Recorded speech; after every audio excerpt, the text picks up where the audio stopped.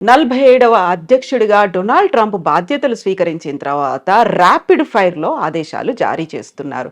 జన్మతహా వచ్చే పౌరసత్వాన్ని రద్దు చేశారు. విదేశాలకు చేసే సహాయాన్ని 90 రోజుల పాటు నిలుపు చేశారు.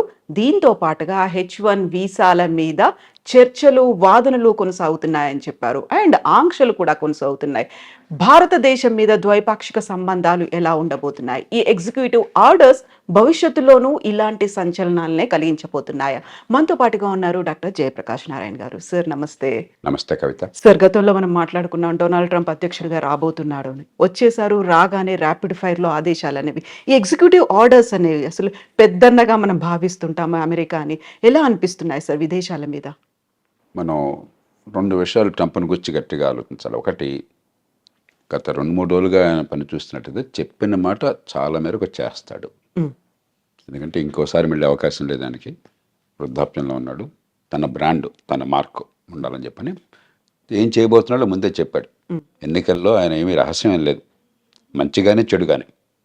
ఉదాహరణకి క్యాపిటల్ మీద, అమెరికన్ పార్లమెంట్ మీద దాడి చేసిన వాళ్ళు నిజంగా దేశద్రోహం కొడిగినట్టు లెక్క.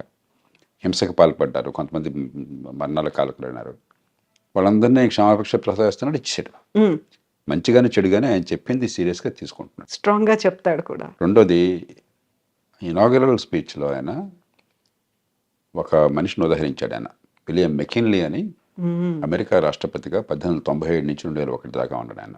2001లో సెప్టెంబర్లో ఆయన చంపేశారు. ఈ హత్యకు గురైన రాష్ట్రపతుల్లో ఆయన ఒకడు. ఆయన తర్వాత థియోడోర్ రూజ్వెల్ట్ వచ్చాడు. మెకిన్లీ ఆయన్ని ప్రస్తావించాడు. మెకిన్లీ 2కి ప్రధానంగా పేరున్నవాడు. ఒకటి, టారిఫ్లు, ఇతర దేశాల నుంచి దిగుమతుల్ని తగ్గించడం, హ్మ్. దాని మీద ఈ టారిఫ్లు పెట్టడం. 2, దేశ విస్తరణ కాంక్ష. హ్మ్. అమెరికా చివరిసారిగా విస్తరణ చేసింది మెకిన్లీ సమయంలో. స్పానిష్ వార్ అని చెప్పని 1898లో ఆ వార్లో గెలిచిన తర్వాత ఈవేళ ప్యూర్టోరికో ఆ రకంగా స్పెయిన్ నుంచి వచ్చింది. ఈవేళ క్యూబాని విడుదల చేశారు. అమెరికానే దానికి మోక్షం కలిగించి స్వతంత్ర దేశంగా చేసింది. అట్లాగే ఆయన కాలంలోనే ఈ హవాయి రాష్ట్రం, హ్మ్. అది అమెరికాలో కలిపేసుకున్నారు. ఫిలిప్పీన్స్ స్పానిష్ వార్లో ముందు స్పానిష్ కాలనీ, అది అమెరికా చేతుల్లోకి వచ్చిన తర్వాత స్వతంత్ర దేశంగా అయింది. కాబట్టి ఆయన పనామా కెనాల్ గురించి కానీ మరోదాని గురించి కానీ మాట్లాడుతుంటే చాలా సీరియస్గా తీసుకోవాలి. ఎందుకంటే ఆ మెకిన్లీ ప్రభావం ఏంటంటే ఆయన స్పష్టంగా చెప్తున్నాడు. హ్మ్. మూడోది, ట్రంప్లో ఏమిటంటే ట్రాన్సాక్షనల్ మ్యాన్. పెద్ద సిద్ధాంతాలు హ్మ్. అలాంటివి ఏమి పెద్దగా ఉండవు ఆయనకి. ఆ సందర్భాన్ని బట్టి ఏది లాభం అనుకుంటే తన దేశానికి, తాను నమ్మిన లక్ష్యాలకి, దానికి ఆయన సిద్ధం. అప్పటికప్పుడు ఆ నిర్ణయాలుంటాయి. డీల్ మేకింగ్ ఆయన ఎప్పుడు కూడా గర్వంగా చెప్తుంటాడు, నేను డీల్స్ బాగా చేస్తాను, ఒప్పందం చేసుకుంటాను, వాడికి కావాల్సింది ఇస్తాను, నాకు కావాల్సింది తీసుకుంటానని చెప్పని. కాబట్టి ఉడుపుగా ఆయనతో ఫైట్ చేయాలి. అంతే తప్ప సిద్ధాంతం ప్రకారం ట్రంప్తో ఫైట్ చేస్తే సిద్ధాంతం ఆయనకు లేనప్పుడు ఉపయోగం లేదు. హ్మ్. అంచేత ఈ 4 ఏళ్ల కాలం ప్రపంచం అంతా కూడా ఆ ప్రభుత్వం, అక్కడ ప్రజల మనస్తత్వాన్ని గుర్తించి, ముఖ్యంగా భారతదేశం లాంటి దేశం చాలా లాఘవంగా మన ప్రజలను కాపాడుకుంటూనే మరి అవతల వాళ్ళ ఎక్కడ గట్టిగా ఉన్నారో గమనించి మన అవసరం మేరకు ఇచ్చిపుచ్చుకునే ధోరణి ఉండాలి. హ్మ్. సో, ఇప్పుడు జన్మతహా వచ్చే పౌరసత్వాన్ని రద్దు చేశాము అన్న తర్వాత అక్కడున్న వాళ్ళకి లాభమా? మనకి నష్టం జరుగుతోందా? ఎలా ఉంది సార్ పరిస్థితి అనేది? మొట్టమొదటిది, ఇది రాజ్యాంగ రీత్యా సాధ్యం కాదు. హ్మ్. అమెరికన్ రాజ్యాంగంలోనే అమెరికా గడ్డ మీద పుట్టిన వాళ్ళకి పుట్టుకతో పౌరసత్వం వస్తుందని చెప్పి రాసుకున్నారు. పుట్టుకతో పౌరసత్వం వస్తే అతను తీసేయడానికి లేదు ఆ పౌరసత్వాన్ని. హ్మ్.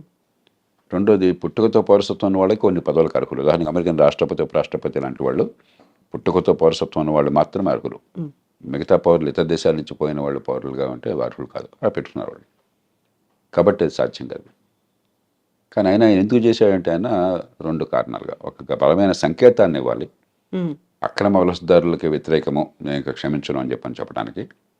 రెండోది, ఇది ఖచ్చితంగా సుప్రీంకోర్టు దాకా పోతుంది. అమెరికాలో తుమ్మిన దగ్గర సుప్రీంకోర్టు దాకా వెళుతుంది. ఎందుకంటే అది లిటిగేటివ్ సొసైటీ.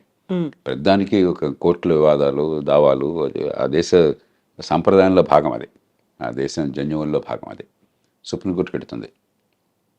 100కి 99 పాళ్ళు సక్రమంగా ఆ దేశంలోకి చట్టబద్ధంగా ప్రవేశించిన వాళ్ళు సంతానం కనుక అయినట్టయితే దాని పౌరసత్వాన్ని సుప్రీంకోర్టు కాదనలేదు. హ్మ్.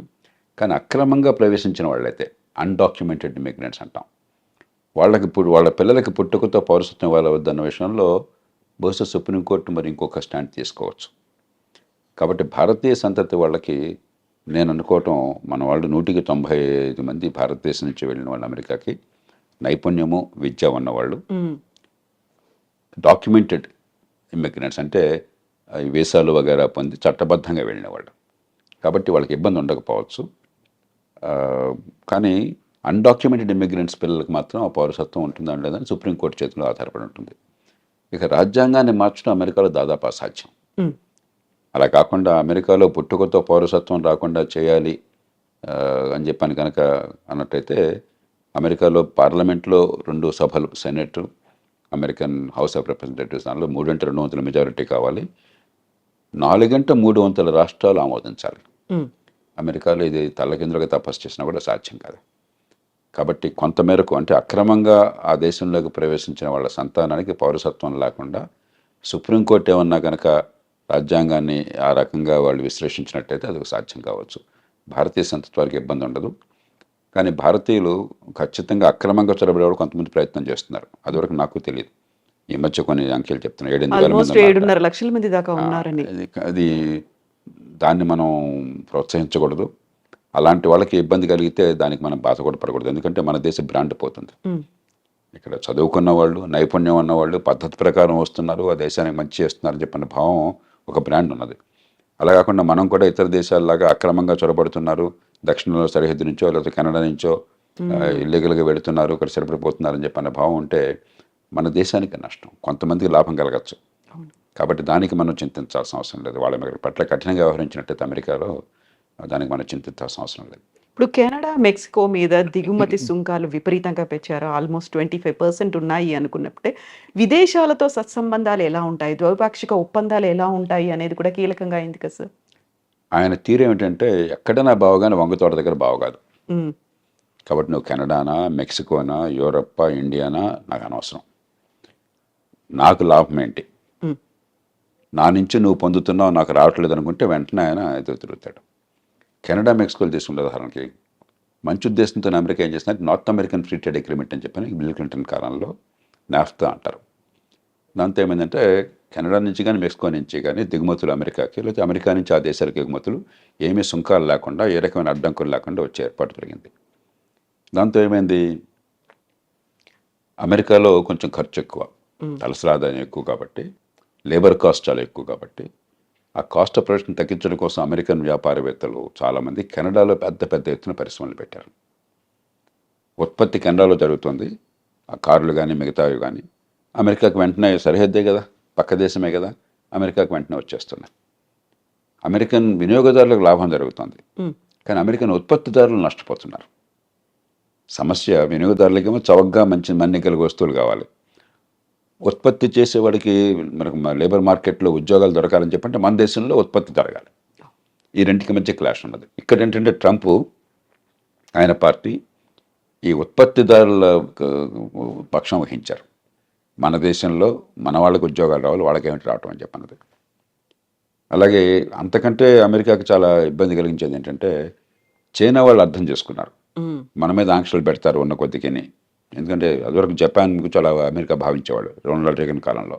జపాన్ అన్ని ఎగుమతి చేస్తుంది, మనం పెద్దగా ఎగుమతి చేయలేకపోతున్నాం, వాళ్ళకి మన దేశం మొత్తం వాళ్ళ వశమైపోతుంది, మన డబ్బంతా వాళ్ళ చేతుల్లో చేరుతుందనే భావం బలంగా ఉండేది. ఇప్పుడు చైనా మీద అలాంటి భావం ఉన్నది.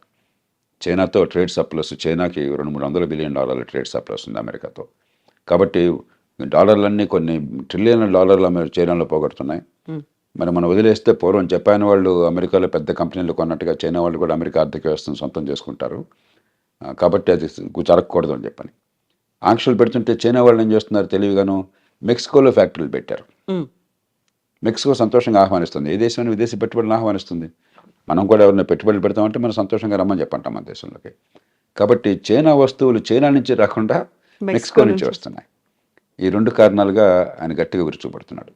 మూడో దానికి కోపం ఏమిటంటే దానికి కొంత ఆధారాలు కూడా ఉన్నాయి. అమెరికా ఇవాళ ప్రపంచంలో మాదక ద్రవ్యాలు, ఉమ్, ఈ డ్రగ్స్కి ప్రపంచ క్యాపిటల్ అయిపోయింది. డిమాండ్ అక్కడ విపరీతంగా ఉన్నది. కొన్ని కోట్ల రూపాయలు ఖర్చు పెట్టడానికి సిద్ధంగా ఉన్నారు అక్కడ జనం కొనటం కోసం చెప్పని. మత్తుకి అలవాటు పడ్డ వాళ్ళు చాలామంది ఉన్నారు, బానిసలు అయిపోయినారు. అవన్నీ ఎక్కడి నుంచి వస్తున్నాయి? ఉమ్, వాళ్ళకి సముద్రం నుంచి రావడం చాలా కష్టం. భూభాగం నుంచి, మెక్సికో నుంచి వస్తున్నాయి. ఎప్పుడైతే దీనిలో కొన్ని కోట్ల డాలర్ల లాభం ఉన్నదో, కార్టెల్స్, బలమైన సంఘటిత నేరస్తులు, గతంలో మాఫియాలు అనేవాళ్ళం. ఈ మాఫియాలు, డ్రగ్ కార్టెల్స్ అంటాం, వాళ్ళు వందల బిలియన్ల డాలర్ల డబ్బులు చేసుకుంటున్నారు. ఉమ్, అంత డబ్బులు ఉన్నాయి కాబట్టి విపరీతమైనటువంటి హింస, నేరాలు, మామూలు నేరాలు కాదు, ఎదురొస్తే వాడిని సఫా చేయటమే, అంత దారుణంగా ఉండదు. కాబట్టి వాళ్ళని అరికట్టాలని చెప్పన్నా కూడా దక్షిణ బార్డర్, ముఖ్యంగా మెక్సికో బార్డర్తో, ఒకటి ఇమ్మిగ్రెంట్స్ రాకుండా ఆపాలి, రెండు ఇది డ్రగ్స్ రాకుండా ఆపాలి. అందుకనే ఆయన డ్రగ్ కార్టెల్స్ని టెర్రరిస్టులుగా ప్రకటించాడు. అప్పుడు అమెరికన్ చట్టం కింద చాలా అధికారాలు వస్తాయి రాష్ట్రపతికి. అవసరమైతే మెక్సికోలోకి తన సైన్యాన్ని పంపించి దాడులు చేసి వాళ్ళని చంపే హక్కు కూడా వస్తుంది అనమాట. అంచేత మెక్సికో విషయం ప్రత్యేకం. కానీ మొత్తం మీద ఖచ్చితంగా ఆయన చైనా మీద కానీ, చివరికి వీలుంటే అవసరమైతే మన మీద కానీ ఉమ్, ఆయన అవసరమైతే టారిఫ్లు పెడతాడు. ఎందుకంటే మనతో ఉదాహరణకి పెద్ద చైనా లాగా కాకపోయినా మనకు కూడా 15-20 బిలియన్, 20-25 బిలియన్ డాలర్లు, 30 బిలియన్ డాలర్లు మనకి సర్ప్లస్ ఉన్నది. అమెరికా ఒక్కటే పెద్ద దేశం. భారతదేశం ట్రేడ్ సర్ప్లస్ ఉన్న దేశం అమెరికా ఒక్కటే పెద్ద దేశాల్లో. 35 బిలియన్ డాలర్లు. చైనాతో మనకి 90-100 బిలియన్ డాలర్ల లోటు ఉన్నది. ఉమ్, ఉమ్. అమెరికాతో 30-35 బిలియన్ డాలర్ల సర్ప్లస్ మిగులు ఉన్నది. ఆయనకి ఎక్కడ ఏ దేశానికి తన దేశంతో వాణిజ్యంలో మిగులున్నా సరే ఆయనకి వెంటనే అక్కసు, వాడు వస్తువులు మన దగ్గర అమ్ముకుంటున్నాడు, మనం అమ్మలేకపోతున్నాం అని చెప్పని. హ్యార్లీ డేవిడ్సన్ ఒక కంపెనీ ఉంది. అవును. ట్రంప్ 2-3 సార్లు దాని గురించి ప్రస్తావించారు. ఈ మోటార్ సైకిల్ నడుపుతారు. అవి ఏమిటో నాకు తెలియదు కానీ కొంచెం ఈ కుర్రాళ్ళు కొందరు మోజుపడతారు, Costly చాలా ఉంటాయి. ఖరీదైనటువంటివి. మన వాళ్ళు ఖరీదైన వస్తువును మన దేశంలో లగ్జరీ ట్యాక్స్ చాలా ఎక్కువ పెడతాం. ఆయన 2-3 సార్లు ప్రస్తావించాడు, ఇండియా టారిఫ్ కింగ్, చూడండి హార్లీ డేవిడ్సన్ మోటార్ సైకిల్ మీద టారిఫ్ పెట్టారని చెప్పని. అలాంటి విషయాల్లో మనం కొంచెం సౌమ్యంగా, పెద్ద నష్టమే లేదు, ఆయనకి ఏదైతే గట్టిగా బుర్రలో ఉందో దాన్ని తగ్గించేసుకోవాలి, ఉమ్, మనకి ఇబ్బంది లేకుండా చూసుకోవాలి. కొంతమేరకు అమెరికా నుంచి వస్తువులు మన దేశం రావడానికి మనం అనుమతించాలి, వస్తే టారిఫ్లు తగ్గించి. ఎందుకంటే ఆయనతో గొడవ పెట్టుకుని మనం టారిఫ్లు పెంచేసుకుంటే మనం నష్టపోతాం. కాబట్టి మనం కొంత లౌక్యంగా వ్యవహరించాలి. మనకంటే ఇబ్బంది చైనాకి ఎక్కువ జరుగుతుంది. హా, ఎందుకంటే చైనా మీద చాలా అక్కసు ఉన్నది, ఒకటి అమెరికాతో ధీటుగా ఉన్నదని. రెండోది, ఈ మధ్య గట్టిగా ఆయన చేసిన ప్రకటన, దాన్ని కూడా సీరియస్గా తీసుకోవాలి. కొంతకాలం క్రితం ఈ బ్రిక్స్ దేశాలు, ప్రధానంగా చైనా, రష్యా, భారత్, ఈ 3, మిగతా దేశాలకు 7 ఉన్నాయి. ఇవన్నీ ఏమిటంటే డాలర్కి పోటీగా వేరే కరెన్సీని పెంచాలని చెప్పని ఒక ఆలోచన చేశారు. ఏషియన్ కరెన్సీ యూనిట్ అని, ఏసీయూ అని, లేకపోతే మరో పేరుతోనో బ్రిక్స్ కరెన్సీ ఒకటి పెట్టాలని. ఈ లావాదేవీలు ఈ ఈ దేశాల మధ్య డాలర్ అవసరం లేకుండా ఎగుమతులు దిగుమతులు జరిగినాయి అనుకోండి. ఉదాహరణకి రష్యా ఉంది. రష్యాతో ఇప్పుడు డాలర్ల వాణిజ్యం సాధ్యం కాదు అమెరికా ఆంక్షల వల్ల. ఉమ్, మనకి రష్యా వాళ్ళ ఆయన ముడి చమురు పంపిస్తుంది. మనం డబ్బులు ఎలా ఇస్తున్నాం వాళ్ళకి? రూపాయలు ఇస్తున్నాం. రష్యాకి రూపాయలు ఉపయోగం లేదు. అలా కాకుండా ఈ అన్ని దేశాలకు ఒక కరెన్సీ ఉందనుకోండి, ఆ కరెన్సీ మనం కూడా వాడడం మొదలెట్టామనుకోండి, రష్యా దగ్గర ఆ కరెన్సీ చేరినప్పుడు మన దేశం లోంచి ఎగుమతులు వాళ్ళకి ఏం లేకపోయినా అదే కరెన్సీ చైనాలో చలామణి అయిందనుకోండి, చైనా నుంచి వాళ్ళు బోల్డ్ ఎగుమతులు తీసుకోవచ్చు. చైనా అంతా ఎగుమతి చేసే దేశం కదా, ఇట్లా పనికి వస్తుంది ఈ 9-10 దేశాలు. ఒక ఆలోచన ఉన్నది.